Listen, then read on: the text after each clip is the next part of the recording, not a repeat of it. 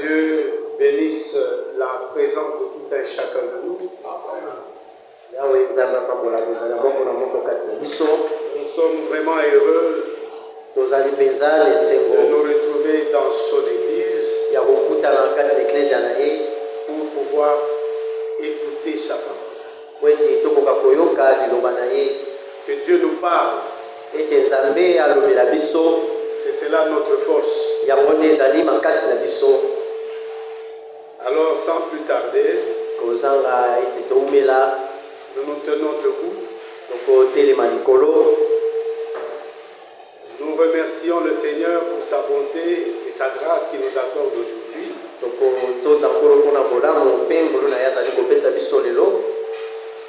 Parce que beaucoup de gens comme nous n'ont pas pu contempler la beauté de ce jour.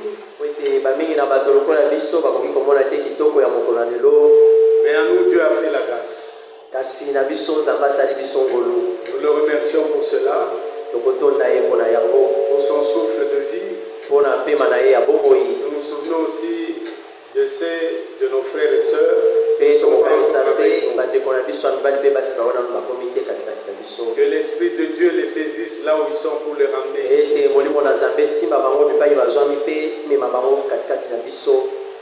Prions, bien-aimés. Dieu, Père très saint, toi qui es au-dessus de toutes les choses, toi qui connais la raison véritable de notre existence, Seigneur, nous te disons merci. Toi qui as permis que ce jour, Seigneur, que nous puissions nous réunir en ce lieu, Seigneur, pas pour contempler un homme, mais pour écouter ta parole. Dieu et Père très saint, nous te sommes reconnaissants pour cela. Voilà pourquoi nous nous inclinons devant de toi pour demander pardon pour nos manquements. Demander pardon aussi, Seigneur, pour nos iniquités et pour toutes les erreurs que nous commettons, Seigneur, afin que tu puisses nous les pardonner et que nous puissions être à même de nous tenir dans ta présence. Seigneur Dieu, souviens-toi de tes enfants qui ne sont pas encore ici, qui traînaillent sur le chemin, et toi tu le conduises jusqu'à ce lieu, afin qu'ensemble, Seigneur, tu puisses nous parler. Éternel Dieu, nous nous attendons à toi, toi qui es notre Seigneur, toi qui es notre Dieu. Toi avec nous, Père, du début jusqu'à la fin, que ton Esprit Saint, Seigneur, conduise ce culte et que toute gloire te revienne, Seigneur Dieu, te le demandons ici, au nom de notre Seigneur Jésus-Christ. Amen. Étant debout, nous allons lire l'écriture ici, dans Isaïe 41.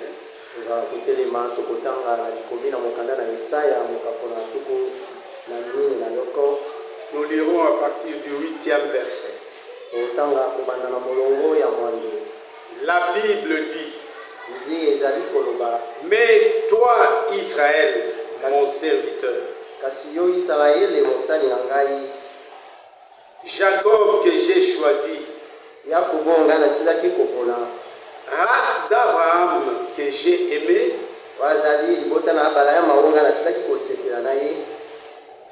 toi que j'ai pris aux extrémités de la terre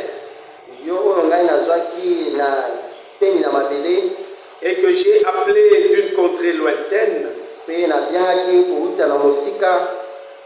à qui j'ai dit: tu es mon serviteur, je te choisis et je ne te rejette point. 10. Ne crains rien, car je suis avec toi. Ne promène pas de regards inquiets, car je suis ton Dieu. Je te fortifie, je viens à ton secours, je te soutiens de ma droite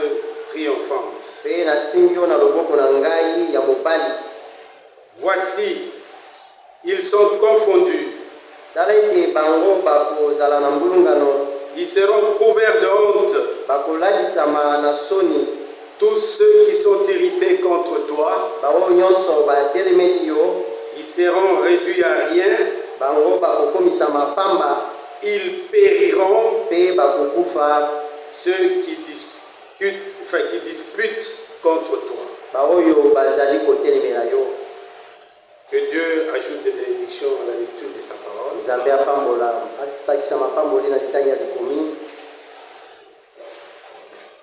Nous allons chanter un cantique.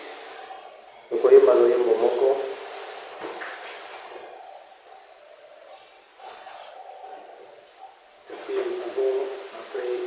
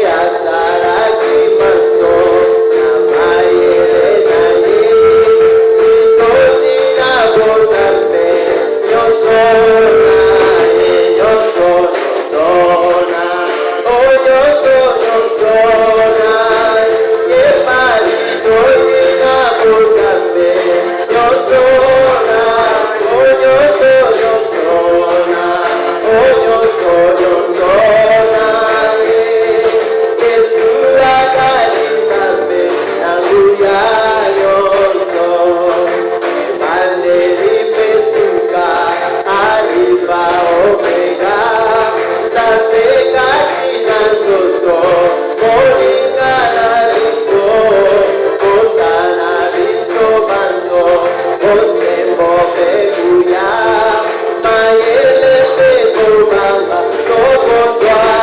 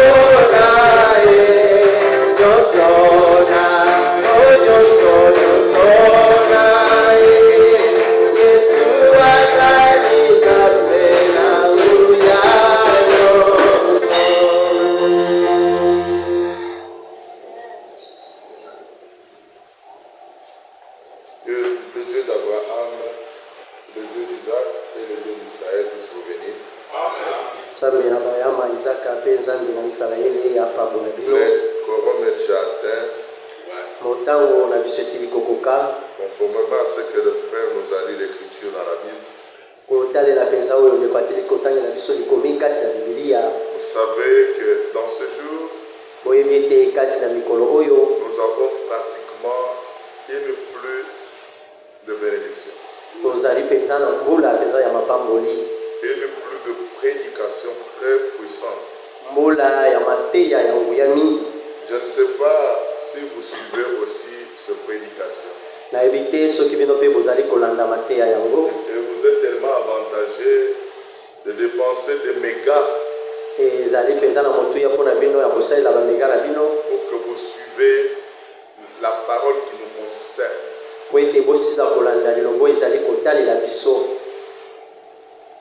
Le samedi et le dimanche passé, à partir de Zurich, il y a eu de bonnes prédications. J'avais souhaité que le diacre arrange-nous cette histoire à la fin de l'équipe. Vous le mettez au milieu.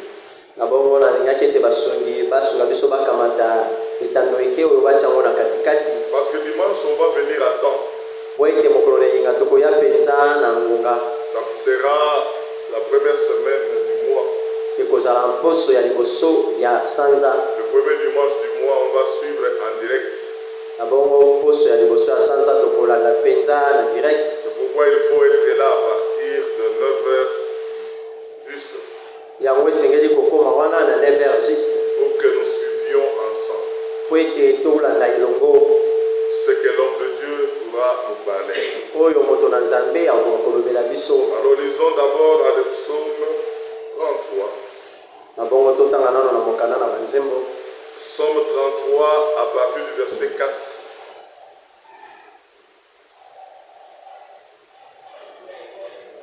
Car la parole de l'Éternel est droite.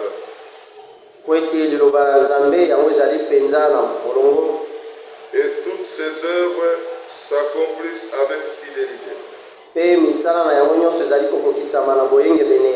Dans d'autres traditions, on a écrit la parole de l'Éternel est une vérité.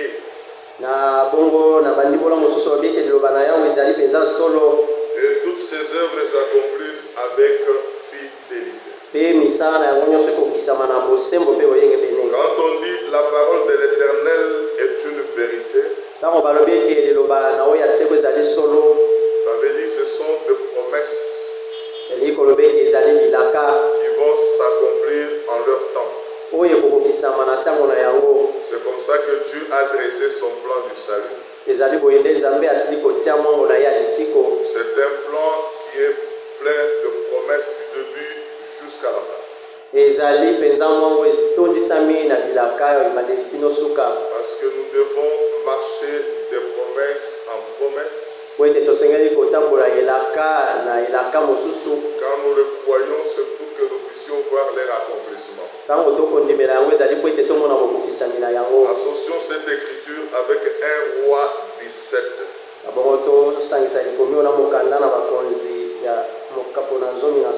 Lisons 1 Roi chapitre 17, le verset 24.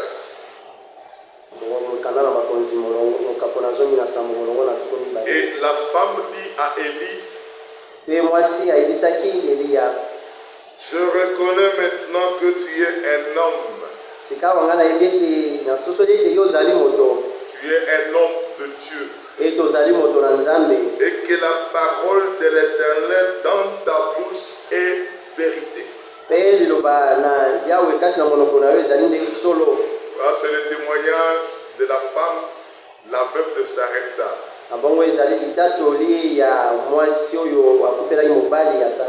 Vous connaissez l'histoire, Élie a été envoyé par Dieu pour y être nourri pendant la période de la crise. Parce qu'il n'y avait pas de pluie. Tout était dans la saison pratiquement sèche. Il Il n'y avait pas de quoi à vivre. Ce Dieu qui a fait sortir Élie dans le torrent de Kérit, il a envoyé Élie chez la veuve de Sarepta. La veuve de Sarepta a vécu que de miracles chez elle. D'abord, elle était en manque de la nourriture. Le fait de recevoir l'homme de Dieu, selon l'ainsi dit le Seigneur, elle avait vu que le réserve était rempli. Elle a eu de la farine et elle a eu aussi de l'huile en abondance. Et l'abondance était dans la maison à cause de l'hospitalité exercée par un homme envoyé de Dieu. Ensuite, son fils était tombé malade. Une maladie qui l'entraînait à la mort. Jusqu'à mourir. Mais la femme a appelé Élie. Un miracle se produit dans cette maison. L'enfant est revenu à la vie. D'après tout ce que la femme a entendu et ce qu'elle a vu, elle a témoigné, poussé par l'Esprit de Dieu. Je reconnais maintenant que tu es un homme de Dieu. Et que la parole de l'Éternel dans ta bouche est vérité. Nous pouvons aussi faire une comparaison. Regardez toutes les dénominations confondues. Surtout les dénominations chrétiennes. En commençant par l'Église catholique, les orthodoxes, les méthodistes, les pentecôtistes, tous les groupes de prière, tous ceux qui prônent que Jésus-Christ est le Fils de Dieu, vous le verrez, ils ont tous la Bible comme les livres de la référence.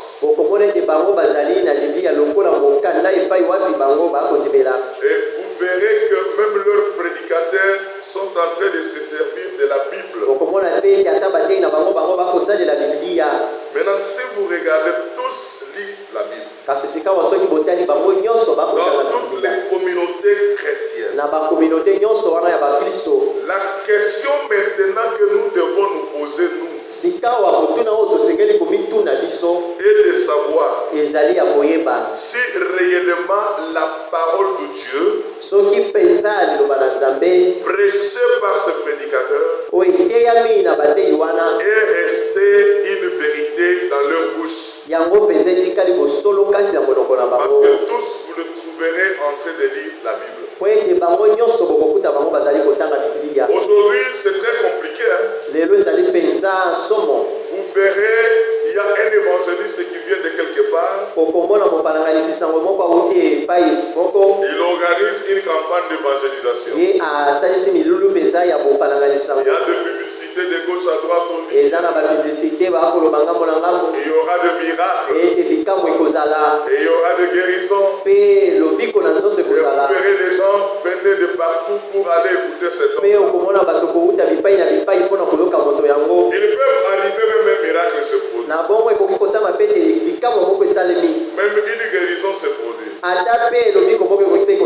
Mais vous verrez que les gens vont dire que réellement ce prédicateur-là, il a la vérité. C'est ça les difficultés que nous avions. Vous allez entendre les gens dire que mais il prêche la Bible. Il prêche Jésus-Christ. Il parle bien. Mais écoutez frère, quand vous allez quelque part, tout en prônant que cet homme-là c'est un évangéliste, il vient parler de Jésus-Christ,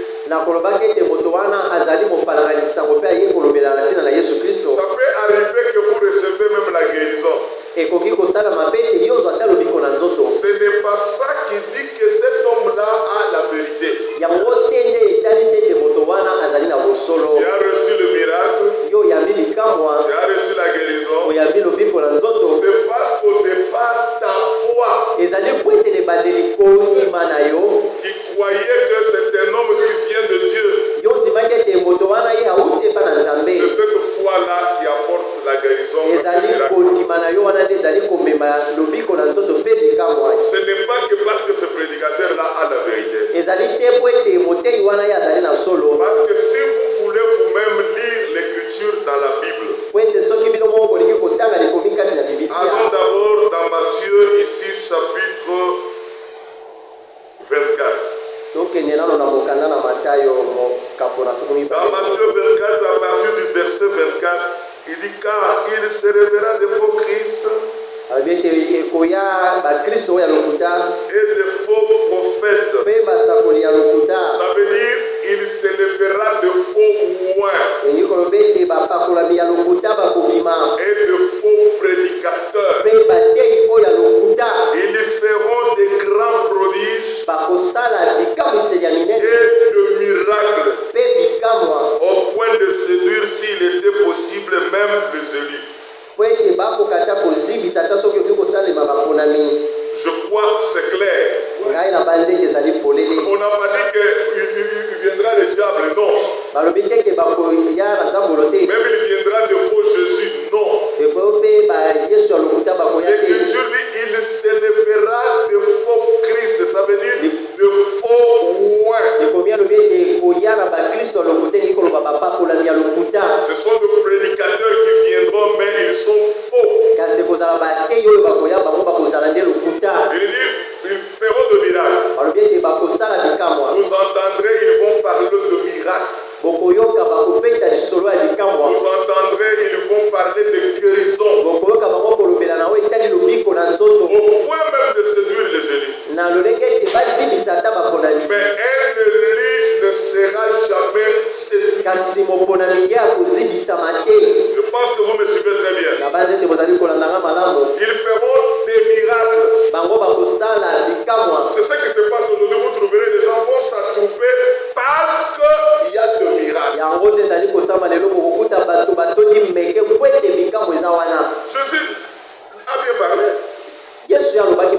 Ces faux-là viendront avec de miracles et de guérisons. Mais ils ne viendront pas avec la parole de vérité.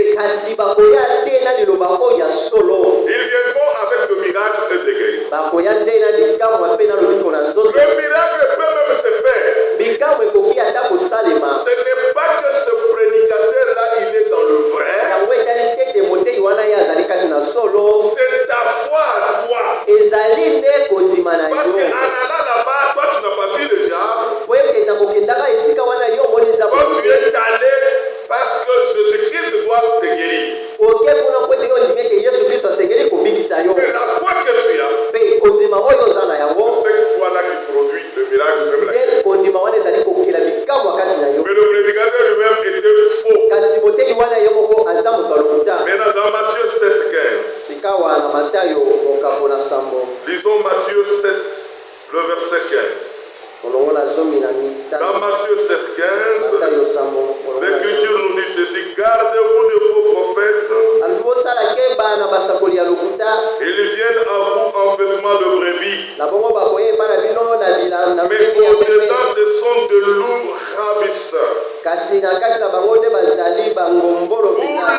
reconnaîtrez à leurs fruits. Dites Amen. Amen. C'est-à-dire vous le reconnaîtrez à leurs fruits. Ici Jésus compare le prédicateur comme des arbres qui doivent produire de fruits. Même vous-même dans le naturel, Chaque arbre produit le fruit dans sa saison. C'est comme quand vous regardez l'avocatier qui est dehors, maintenant ça produit des avocatiers. Ça produit des avocats. Mais tout ce mois, il n'y avait pas d'avocats. Mais le fruit là se sont reproduits parce que c'est la période. C'est sa période de porter le semence. Maintenant, quand on compare le prédicateur comme les arbres, c'est vous dire que le prédicateur aujourd'hui, le véritable, le vrai oin, on doit les reconnaître c'est par leur prédication. Ils doivent prêcher la parole prophétique pour ce jour. La promesse pour ce temps. S'ils n'apportent pas la promesse de ce jour, malgré des miracles, malgré des prodiges, c'est un faux. Amen. C'est pourquoi la femme là de Sarepta a témoigné que j'en suis convaincu. Maintenant, je reconnais que tu es un homme de Dieu. Quand il dit je reconnais un homme de Dieu, elle a dit je reconnais que c'est toi qui es mandataire. Et que la parole de l'Éternel dans ta bouche est une vérité. Qu'est-ce que cela veut dire? Ça veut dire quand on dit la parole de la bouche est une vérité, ça veut dire elle a constaté que Élie prêchait que la parole promise pour ce jour-là.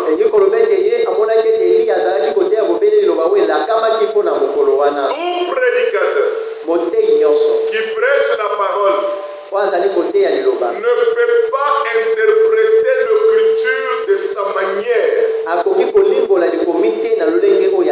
que Dieu a déjà expliqué cette Bible de Genèse à l'Apocalypse par le ministère de William Marion Branham. C'est pourquoi Branham avait la Bible comme son absolu. Et le Seigneur lui a donné la capacité par l'Esprit de donner la révélation à chaque écriture de la Bible. Tu peux avoir la Bible. Tu peux prêcher avec la Bible. Mais si tu commences à aligner le verset selon toi-même, ça sera un mensonge. Le mensonge, c'est l'interprétation personnelle. Mais la vérité, c'est la révélation qui est cachée dans chaque écriture. Il doit être prêché. Amen. C'est pourquoi la femme de Sarepta, qui était le type de l'église du Nouveau Testament. Parce que l'église du Nouveau Testament, la vraie église, est considérée comme une veuve. Elle a fait mourir son ancien mari. Elle ne ressent même pas des émotions. Tout ce qui est de l'émotion, tout ce qui est du sentiment par rapport à l'ancien mari est déjà mort et pourrir en elle. Maintenant, elle va solliciter un nouveau mariage avec Christ. Et Christ C'est la parole pour aujourd'hui. Dites Amen. Amen. Encore Amen. Amen. Il y a une écriture dans la Bible. Ils sont Hébreux chapitre 3. Hébreux chapitre 3. On va lire à partir du verset 4. Lisez avec moi, bien-aimés. Hébreux 3. L'Écriture dit, chaque maison est construite par quelqu'un, mais celui qui a construit toutes choses, c'est Dieu. Pour Moïse, il a été fidèle dans toute la maison de Dieu, comme serviteur pour rendre témoignage de ce qui devrait être annoncé. Mais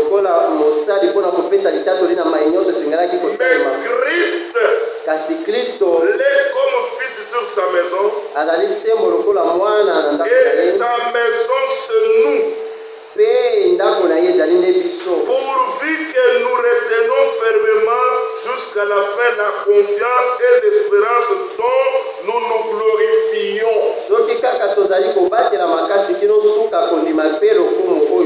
Arrêtez-nous là-bas. On va continuer. Ici, il dit que l'église se noue. Ça veut dire que ce n'est pas des morts. L'église, ce sont des hommes et des femmes qui croient la parole, qui sont sauvés, qui ont reçu le Saint-Esprit lors de la nouvelle naissance. Ce sont des hommes et des femmes qui sont nés de nouveau. Si vous n'êtes pas né de nouveau, vous n'êtes pas membre de l'église. Vous êtes hors l'église. Il dit l'église est formée des hommes et des femmes qui ont la confiance et l'espérance du salut total. Dites Amen. Amen. Parce qu'aujourd'hui nous sommes sauvés, c'est par l'espérance. L'un de ces 4 matins, le salut sera total. En d'autres termes, aujourd'hui nous sommes enfants de Dieu.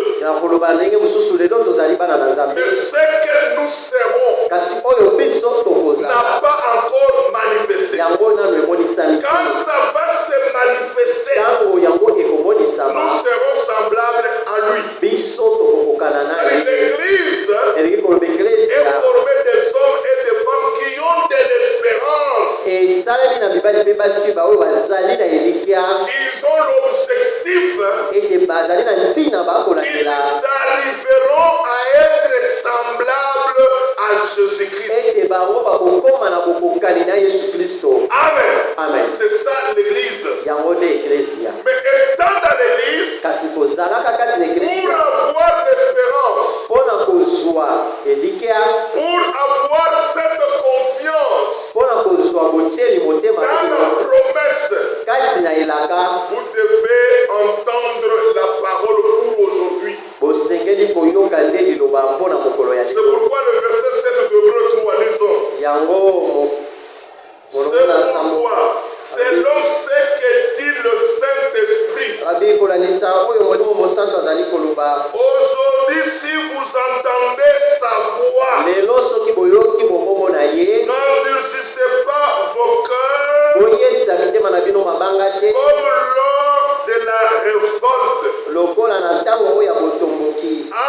Amen. Aujourd'hui, si vous entendez sa voix, c'est ce qui est important. Nous ne voulons pas qu'on nous parle d'hier. Ce que Dieu a fait avec Noé. Ce que Dieu a fait avec Abraham. Même avec Moïse. Même avec Pierre et Jean. Ça c'était la parole pour le temps. Nous aujourd'hui, nous devons connaître qu'est-ce que Dieu est en train de faire aujourd'hui.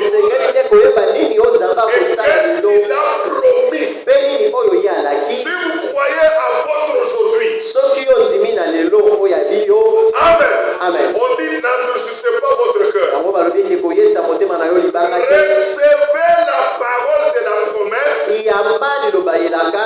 avec foi. Amen. Et avec l'obéissance. Pour que vous ne soyez pas rebelles. Un homme croyant, c'est celui qui reçoit la parole de Dieu avec foi. Amen. C'est ça la parole d'aujourd'hui. Qui est la révélation pour votre temps. Ce qui doit être prononcé. Dieu a fait sortir Élie de là où il était. Il a dit c'est fini, les corbeaux ne vont plus te nourrir. Va à Sarepta, la ville qui est près de Sidon. Tu trouveras une veuve que j'ai préparée pour te nourrir. Dites Amen. C'était pendant le temps de la sécheresse. Élie est allé.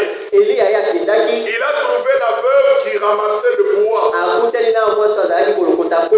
Élie lui a dit, parce que la femme avait 2 bois, qu'elle devrait les croiser comme la croix, allumer le feu, préparer un gâteau pour son fils et pour elle-même. Élie est arrivé, il a dit, fais-moi un gâteau, je faim. La femme lui a dit que ce n'est pas assez de farine et d'huile. Le peu qui me reste, c'est pour moi et pour mon fils. Je lis dans 1 Roi 17. Élie lui a dit ceci. Ainsi dit le Seigneur. Fais-moi un gâteau. Et quand la femme a entendu ainsi dit le Seigneur, tout ainsi dit le Seigneur est poussé par Dieu. Quand un prophète prononce ainsi dit le Seigneur, il devient la bouche de Dieu. En ce temps-là, c'est la vérité qui était annoncée pour ce jour. À cause de cette vérité, la femme a cru. Et ensuite, elle a obéi. Elle est allée faire le gâteau pour Élie. Par la foi. Et en obéissant, la farine s'est augmentée. Et l'huile s'est ajoutée jusqu'au point de remplir de Christ et aller payer même les dettes qu'il avait. Parce qu'il y a eu ainsi dit le Seigneur. Quelques jours après, son fils est devenu malade. La maladie qu'il a troublée, qu'il a emportée. La femme a dit à Élie, tu es venu chez moi. Tu m'as trouvé, je suis veuve, j'ai perdu mon mari. Maintenant, c'est mon fils qui vient de mourir. Tu es venu dans ma maison pour me troubler, ajouter encore la souffrance sur moi. Élie a récupéré l'enfant. Il est monté au-dessus là où il était logé. Il a allongé l'enfant sur le lit. L'écriture nous dit quand il priait, il dormait sur l'enfant. Il a fait 3 fois. Et l'âme de la vie est revenue dans l'enfant. Et l'enfant a été amené à la vie. Et quand il a descendu, il a remis l'enfant à sa mère. Sa mère a vu son fils était vivant. C'est là qu'il a apporté le témoignage au verset 24. Maintenant, je suis convaincu que toi, tu es un homme de Dieu. Et dans ta bouche, il n'y a que Amen. Amen. La bouche qui parle de la vérité, c'est la bouche qui prononce l'ainsi dit le Seigneur pour ce jour.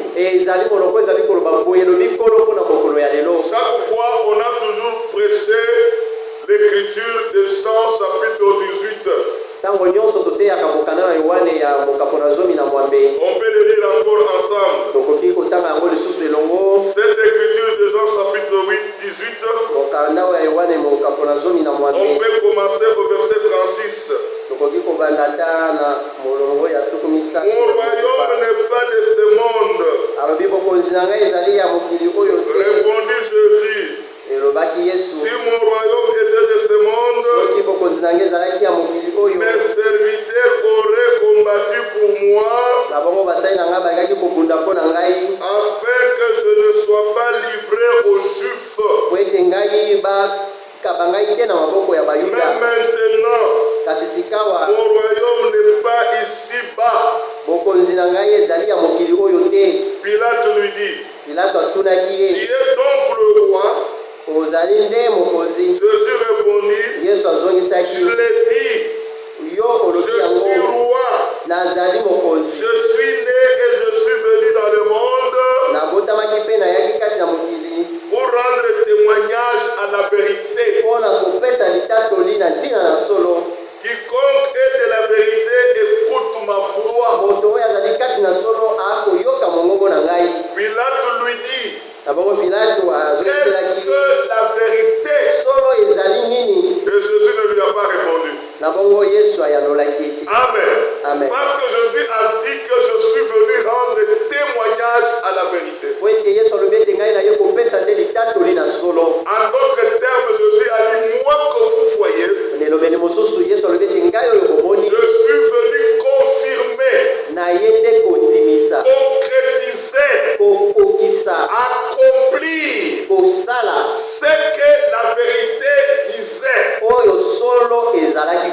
La vérité, c'était la promesse qui parlait de la naissance, de la vie, du ministère, de la mort, de la résurrection de Jésus-Christ. Ces promesses-là devraient être présentées. C'est ça la vérité. Que Pilate avait posé la question. Chaque fois qu'on a prêché cette écriture, quand nous l'avons annoncé, beaucoup de frères ont refusé. Ils ont dit non, la vérité c'est toute la Bible. Nous avons dit que la vérité c'est la parole pour votre temps. C'est la promesse pour votre temps. C'est ça la vérité. Le frère Franck l'a confirmé dans la prédication du samedi. Il a dit dans la bouche de prédicateur, il ne faut pas qu'il y ait des interprétations particulières. Ça veut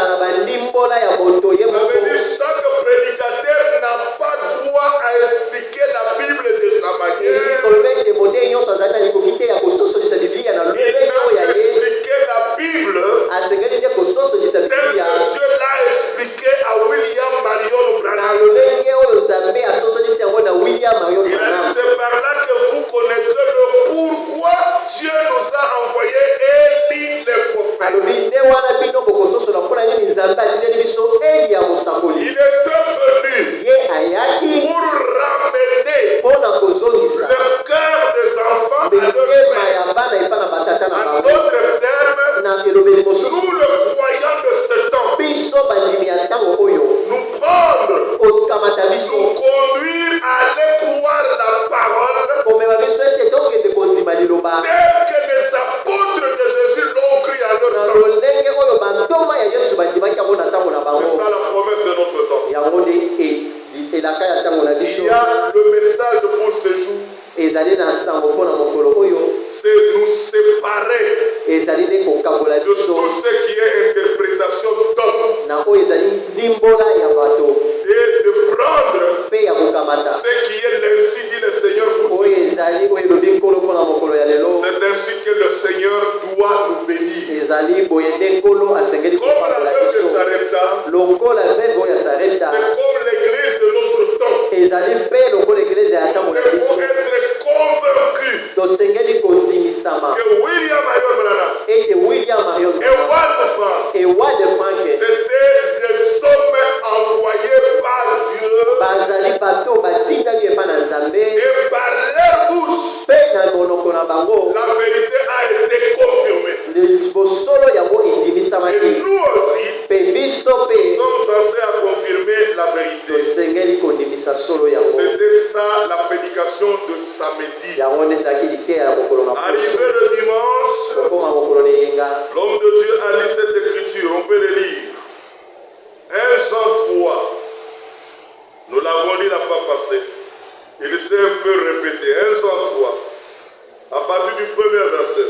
Vous voyez quel amour le Père nous a témoigné pour que nous soyons appelés enfants de Dieu. Et nous le sommes. Si le monde ne nous connaît pas, c'est qu'il ne l'a pas connu. Bien-aimés, nous sommes maintenant enfants de Dieu. Et ce que nous serons n'a pas encore été manifesté. Mais nous savons que lorsqu'il paraîtra, nous serons semblables à lui. Parce que nous le verrons tel qu'il est. Quiconque a cette espérance en lui se purifie comme lui-même est pur. Amen. C'est l'écriture qui a été apportée ce jour-là. Les conseils, la prédication qui nous a été l'exhortation, il nous est demandé maintenant, ne nous embrouillons pas. Vous devez travailler pour un objectif très élevé qui est l'objectif noble. C'est quel objectif? C'est d'arriver à être semblable à Christ. C'est-à-dire nous sommes croyants aujourd'hui parce que nous croyons la promesse de notre temps dans l'objectif d'arriver à être semblable à Christ. C'est ainsi que je ne peux pas être corrompu par n'importe quel comportement. Je ne peux pas suivre même un mouvement de n'importe qui. En d'autres termes, je n'ai pas le temps de prostituer ma foi. Je n'ai le temps de mettre tout le sérieux, de fournir tous mes efforts pour atteindre le but élevé. Et notre but élevé, c'est l'enlèvement de l'épouse sur la terre. Et avant que l'église soit enlevée, le Seigneur enverra la pluie de la première et de l'arrière. Pourquoi la pluie de la première? C'est pour que nous recevons de la même manière comme les apôtres. De l'arrière-saison, on recevra comme les apôtres, mais avec dans une portion double. C'est-à-dire nous attendons le baptême du Saint-Esprit qui nous amènera à faire les œuvres plus que même Jésus-Christ. Parce qu'il a dit lui-même dans Jean 14:12. Qu'est-ce qu'il a dit? Les œuvres que je fais, si vous croyez en moi, vous le ferez davantage. C'est ce que nous attendons. Le verset 4 matin, dans le ministère de l'église fera une action finale sur la terre, produit par le Saint-Esprit. C'est ce qui va semer des problèmes sur la terre. Et ensuite, quand le dernier croyant entrera, nous partirons dans l'enlèvement. C'est l'objectif pour lequel nous sommes croyants. Amen. Il continue encore et dit, si le monde ne nous connaît pas, ils ne connaissent pas Dieu. Pourquoi il a dit ça? Ça c'est vrai. Parce que le véritable enfant de Dieu sont ceux-là que Dieu lui-même a engendrés. Il les a engendrés par la parole de vérité, par la promesse de son jour. Si quelqu'un n'est pas engendré par Dieu, il est difficile de nous connaître. Et il est difficile de connaître même Dieu. Nous l'avons connu, c'est par la nouvelle naissance, parce que lui nous a engendrés. C'est ainsi dans nos prières, c'est nous. Dans Matthieu chapitre 9, quand on a dit je vous montre comment vous devez prier, il n'a pas montré au dénominationnel. J'aimerais que vous me suivez très bien. Il a montré aux croyants, aux celus. Ça c'est l'homme de Dieu qui dit. Matthieu 6 verset 9. Voici donc comment vous devez prier. Notre Père qui est aux cieux, que ton nom soit sanctifié. Il dit ceux qui sont appelés à faire cette prière sont ceux-là qui sont engendrés par lui-même. C'est eux qui sont enfants de Dieu. C'est eux qui sont censés appeler Dieu leur Père. Dieu écoute leurs prières. Vous avez compris la condition? C'est être engendré par Dieu pour que Dieu écoute vos prières. Dieu n'écoute pas la prière de tout le monde. Que ce soit les dénominations, toute communauté confondue chrétienne, Dieu n'écoute pas leur prière. C'est l'homme de Dieu qui a parlé. Et nous le confirmons aussi aujourd'hui. Ce qui nous intéresse aujourd'hui, c'est la parole pour notre temps. Pas la parole du temps d'Abraham. Même du temps de Noé. Parce que Noé, Abraham, ils ont déjà fait passer leur temps. Et pendant leur période, le Seigneur leur a donné la promesse qui était appropriée pour leur temps. Il dit aujourd'hui aussi, nous qui sommes enfants de Dieu, nous qui sommes censés à prier, appeler Dieu comme notre Père, parce que c'est celui qui nous a engendrés et nous sommes nés de nouveau. C'est parce que nous avions cru et entendu la parole pour notre temps. C'est cette parole qui fait de nous des enfants de Dieu.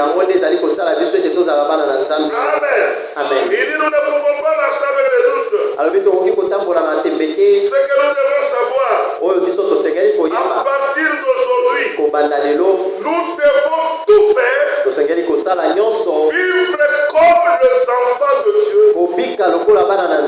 agir comme les enfants de Dieu, se comporter comme les enfants de Dieu, parce que nous sommes appelés à mettre notre vie à la disposition du Seigneur.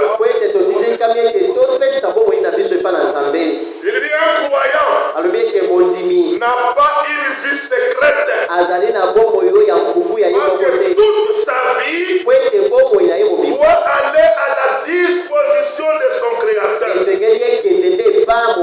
Il dit, bien-aimé, regardez le monde aujourd'hui.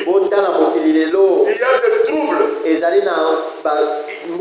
On parle de guerre en Israël. On parle de guerre partout. Il y a de la famine partout. Le dollar monte, le dollar pèse. Il dit, c'est partout au monde. La vie devient difficile. Il dit, quand vous voyez cela, ne soyez pas distraits. C'est ce qui montre que le retour du Seigneur est à la porte. Dites Amen. Amen. Il arrive des fois en disant, Seigneur, nous prions pour que le dollar baisse. Non. C'est la prophétie de la Bible. Le moment sera tellement difficile. Mais c'est cette période-là que le Seigneur regarde à la promesse. Et il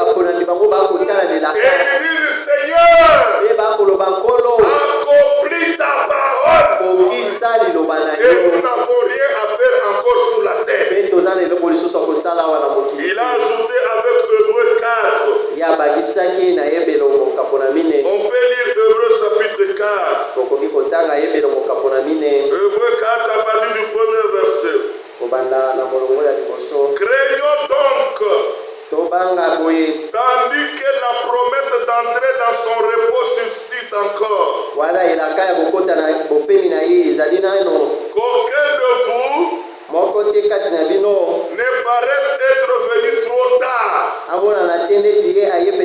Car cette bonne nouvelle nous a été annoncée aussi bien qu'à eux.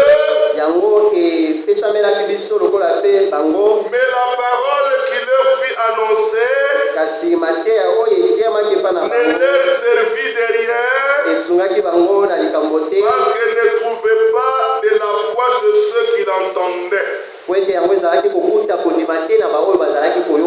Que Dieu bénisse la lecture de sa parole.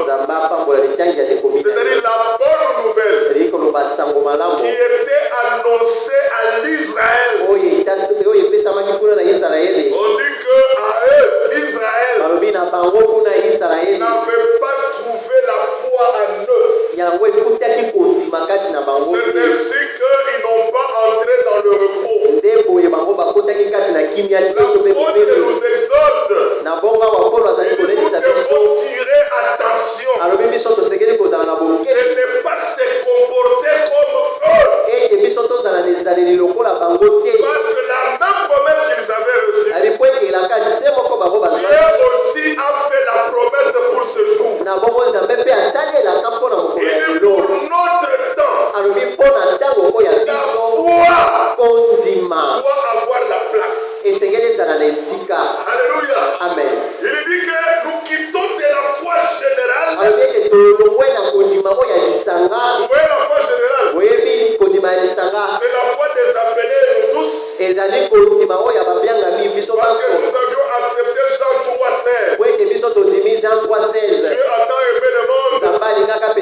Il a donné son fils unique afin que quiconque croit en lui ne périsse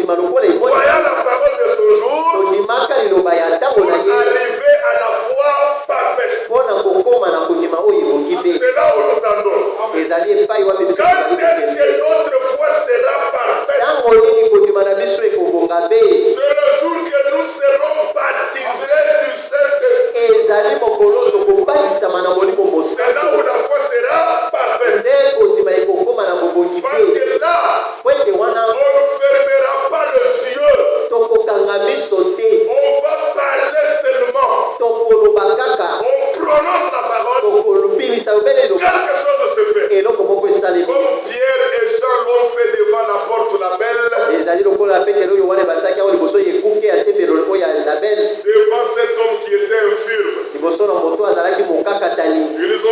je n'ai ni or ni argent. Mais ce que nous avons, nous te le donnons.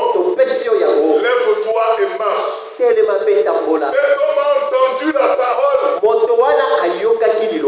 il a vu cette parole a créé une autre vie en lui. Et la personne s'est tenue debout. Il a commencé à marcher. Et tout Jérusalem a bougé. Est-ce que vous voyez ce miracle aujourd'hui? On ne le voit pas. Mais l'un de ces 4 matins, nous allons prononcer la parole. Et la parole va produire. Ça sera la parole créatrice qui sortira de notre bouche. Et cette parole viendra, c'est quand nous serons baptisés du Saint-Esprit.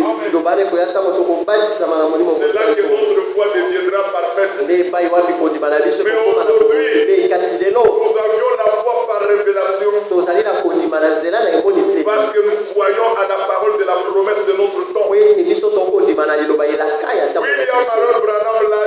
William Marion Branham l'a dit dans une prédication. Qu'est-ce que la foi? Il a répondu que la foi est une révélation. Parce que Dieu vous a promis ce qu'il est en train de faire. Amen. Si vous voyez ce que Dieu est en train de faire, ce qu'il avait promis, à la même minute quand vous l'acceptez, vous avez la foi comme révélation. C'est cette foi que le Seigneur rendra parfaite. Mais la foi générale, c'est la foi par acceptation. Parce que vous acceptez ce que le Seigneur a déjà fait. Jean 3,16 c'est déjà accompli. Mais nous attendons Jean 14,12. Il va s'accomplir le jour que nous serons baptisés du Saint-Esprit. Mais aujourd'hui, nous avons le Saint-Esprit. Parce que c'est le Saint-Esprit qui nous conduit. C'est le Saint-Esprit qui confirme à notre esprit que nous sommes enfants de Dieu. L'apôtre Paul au Romains 8, il a dit: tous ceux qui sont conduits par le Saint-Esprit sont fils de Dieu. Si vous n'avez pas le Saint-Esprit, vous ne lui appartiez pas. Mais le Saint-Esprit, on le reçoit lors de la nouvelle naissance. Dites Amen. C'est pourquoi il vous dit: craignons donc. C'est-à-dire vous devez avoir la crainte de Dieu. Tandis que la promesse d'entrer dans le repos subsiste encore. Aujourd'hui nous travaillons. Aujourd'hui je me poumonne. Mais le jour du baptême du Saint-Esprit, je ne vais plus encore me poumonner. Je vais entrer dans le repos. Dites Amen. Je vais entrer dans le sabbat. Le repos que nous attendons, c'est le baptême du Saint-Esprit. C'est pourquoi on nous demande, comme cette promesse subsiste encore, nous devons nous comporter avec crainte. N'attendez pas que cela soit trop tard. Comme Dieu dit que ne soyez pas en arrière. Nous devons marcher ensemble. Comme nous avions entendu la parole. Comme nous l'avons entendu sortir de la bouche de frère Franck. Le souhait à leur cœur que personne ne rate. Que nous tous, que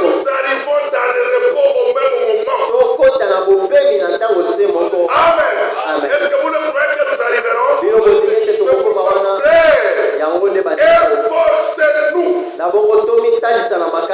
garder la promesse. Purifions-nous. Parce que la Bible dit, quiconque a cette espérance, qu'il se purifie. Il a ajouté encore ce verset. Matthieu 5. Lisez le verset 8. Matthieu 5, verset 8. Oh, attendez que je vous trouve, je suis allé loin. Si vous trouvez, lisez-moi. Vous lisez chapitre 5, le verset. C'est les béatitudes. Il dit ceci. Lisez, frère. Heureux ceux qui ont le cœur pur. Oui. Car ils verront Dieu. Amen. Heureux ceux qui ont le cœur pur. Car ils verront Dieu. Voir Dieu. C'est seulement les enfants de Dieu. Ceux qui ont le cœur pur. L'homme de Dieu a dit, nous recevons le cœur pur. C'est par la nouvelle naissance. Celui qui est né de nouveau. Pas un slogan.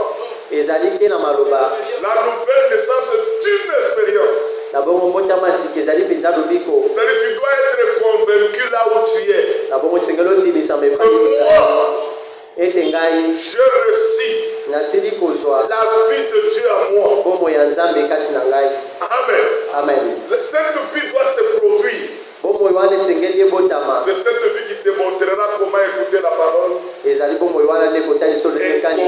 vivre la parole. Le cœur pur sont des frères et des sœurs qui sont nés de nouveau. C'est-à-dire la parole doit trouver la foi en vous. Et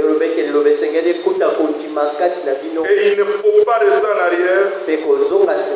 Travaillons pour le but élevé. Je vais terminer encore avec ce verset.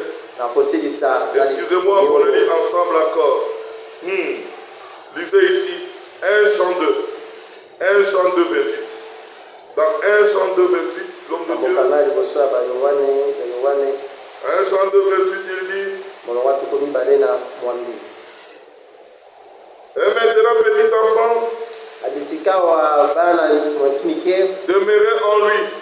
Afin que lorsqu'il paraîtra, nous ayons de l'assurance. Et qu'à son avènement,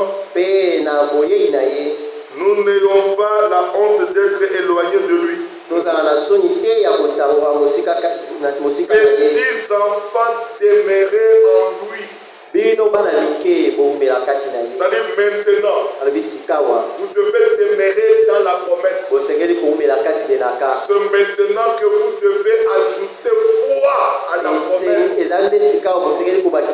La croire et la vivre. Pourquoi? Parce que lorsqu'il paraîtra, que tu puisses avoir l'assurance que tu seras semblable à lui. Il ne faut pas ce jour-là que tu puisses avoir honte. C'est pourquoi nous ne sommes pas appelés à rester en arrière. Frère, travaillons pour la parole. C'est pourquoi il a donné encore l'écriture dans Matthieu 6:33. Cherchez premièrement le royaume de Dieu. Il a dit appliquons-nous à la parole de la promesse. La parole de la promesse doit être notre vie. Dites Amen. Parce que les promesses qu'il nous a données, il a utilisé cette écriture. On l'utilise souvent. Dans Luc 24. Regardez ici 32, 33, 34. Il dit, Père, si tu voulais éloigner de moi, non, je m'excuse. Luc 24, 32, 42. Il lui présente poisson rôti et un rayon de miel. Il a pris et il a mangé devant eux. Puis il leur dit, c'est là ce que je vous disais lorsque j'étais encore avec vous. Il fallait que s'accomplisse tout ce qui est écrit de moi dans la loi de Moïse, dans les prophètes et dans le psaume. Cette écriture est très mal rendue ici. Mais dans la tradition allemande, on l'a traduit plus clairement. Il dit qu'il fallait que s'accomplisse ce qui a été écrit et que tout le bien, tout ce qui fait partir de la promesse, toutes les bénédictions, vous devez l'avoir. Amen. Mais Dieu ne vous a pas donné la promesse seulement. Il vous a donné la promesse avec tous les privilèges de la promesse. Quand il dit vous êtes enfant de la promesse, en d'autres termes, dans cette génération, c'est toi. Partout tu pars, Dieu est avec toi. Dieu te garde. Dieu te donne tout. Il ne te donne pas la promesse pour te donner. Il dit aussi tout le bien. Ce qui fait partir de la promesse. Et toute bénédiction. C'est ton héritage. Un enfant de la promesse, c'est un chéri de Dieu. C'est un chéri de Dieu. Est-ce que vous avez compris? Amen. Il arrive des fois dans le temps, ma chérie, comme les autres. Vous sentirez toujours ma chérie. Quand quelqu'un t'appelle chérie, tu te sens d'abord en protection. Tu te sens que tu ne manqueras de rien. Tu es dans une couverture. C'est comme ça que Dieu regarde les enfants de la promesse. Nous sommes le bien-aimé. Nous sommes les amis de Dieu, les amis de Christ. Amen. C'est pourquoi tous les commandements de Dieu nous ont été donnés. Un enfant de la promesse ne peut pas être inquiet. Un enfant de la promesse, malgré des problèmes, il doit être tranquille. Parce qu'il connaît que c'est Dieu qui les garde.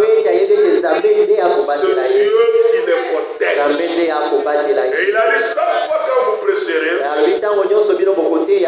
prêchez la parole d'aujourd'hui pour vous permettre à vivre aujourd'hui.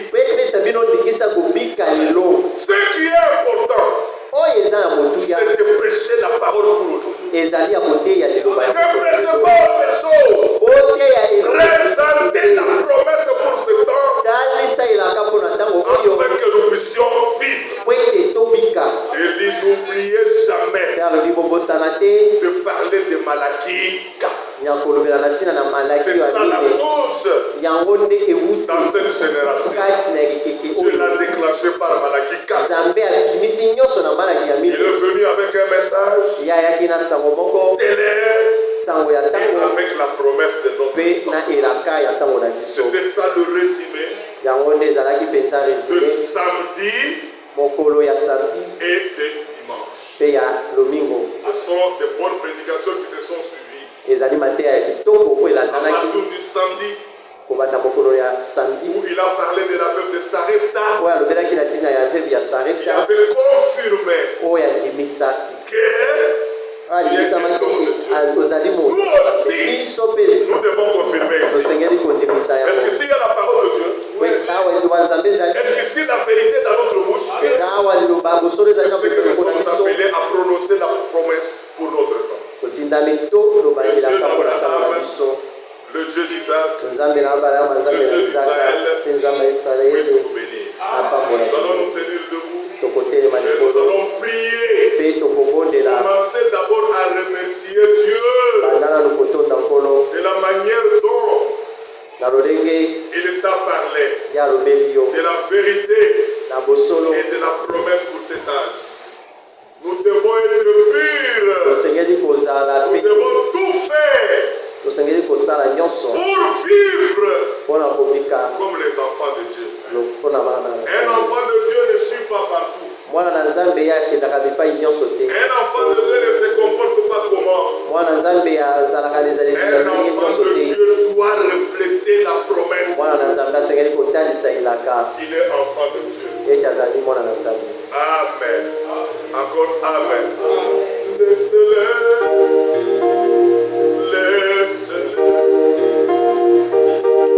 Laisse tes fardeaux et ton sauveur.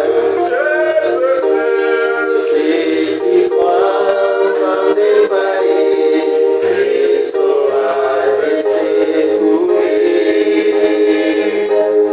Abandonne tes fardeaux à ton sauveur.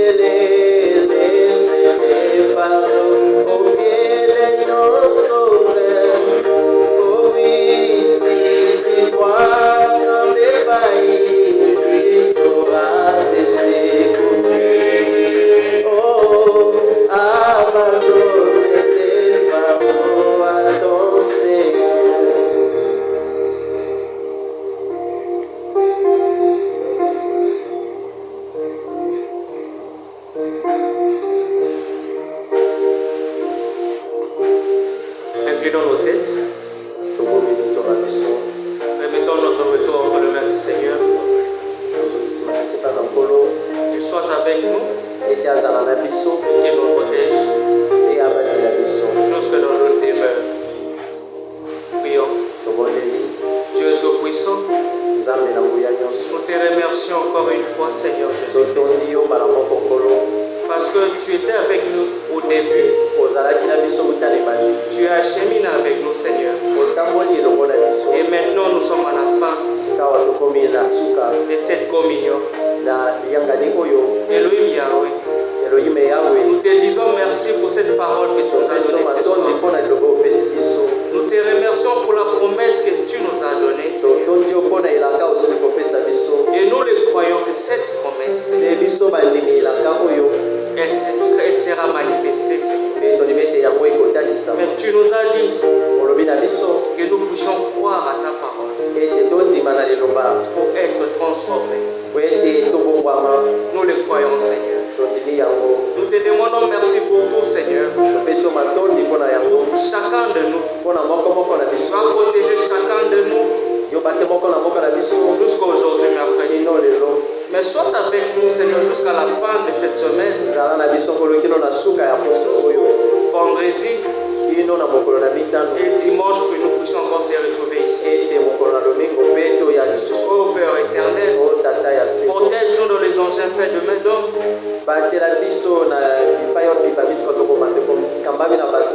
Protège jusque dans nos demeures, Seigneur. Nous te le demandons, Seigneur. Bénis notre frère qui nous a parlé ce soir. Bénis notre frère qui a interprété ta parole. Et bénis-nous qui avons écouté ta parole, Seigneur.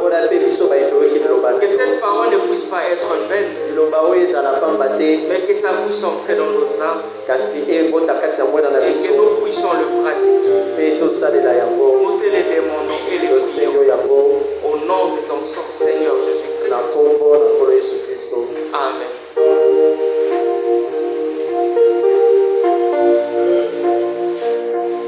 Shalom.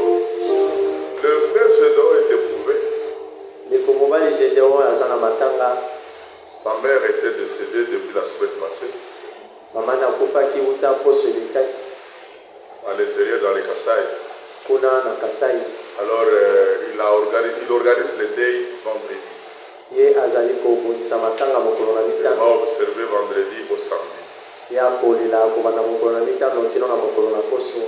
allons l'accompagner. Vendredi nous allons venir. On va adorer ensemble. Après l'adoration, nous irons rester avec notre frère qui est éprouvé. En tout cas, que le Seigneur vous bénisse. Le frère Bénédé vous a salué. C'était depuis hier. Il vous a salué vous tous. Le dimanche, le diacre, arrangez-vous ça. Vous le mettez au milieu là. Parce que le frère va parler en direct. Nous voulons suivre ça ensemble. Et après nous parlerons un peu à la fin. Que le Seigneur vous bénisse.